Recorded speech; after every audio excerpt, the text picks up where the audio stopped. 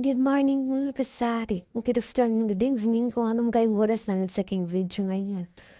Ngayon ay pag-uusapan natin ang mga mabilis na mabinta sa aking sari-sari store.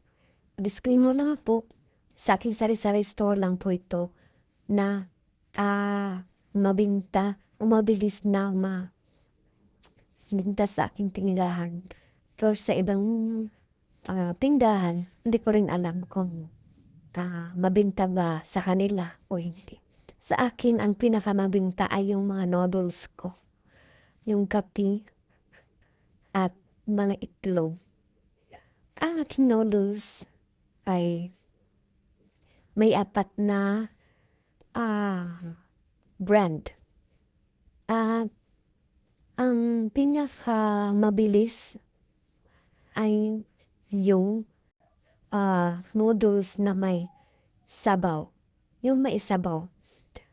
Meron naman siyang noodles na pansit canton. Mabinta siya pero mas maubos ang aking may sabaw na noodles. Baka malito kayo. Yung noodles na may hindi po siya nasa lagayan ang sabaw. Pwede po siya lagyan ng tubig o sabaw. Sabaw po sa Bisaya. Yun po. At ang napakaganda ay diretso po siyang lulutuin na may ganyan na sabaw. Kesa yung pansit canton ay matagal po natin kakainin dahil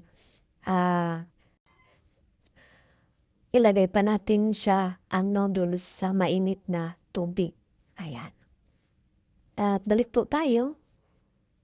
Ang yung itlog ko ay mabilis ding maubos at saka yung kape. Napakaraming bumibili sa kape. Tulad ngayon ay malamig. Mabilis talaga ang kape na maubos sa aking tindahan. Napakaganda po sa ating tindahan kung marami po tayong mga naubos dahil makabili din tayo kaagad ng panibagong paninda. Yan po lang ang aking ma-share na mas maganda po ang marami tayong stocks na mabilis na maubos sa ating tindahan dahil mas maganda po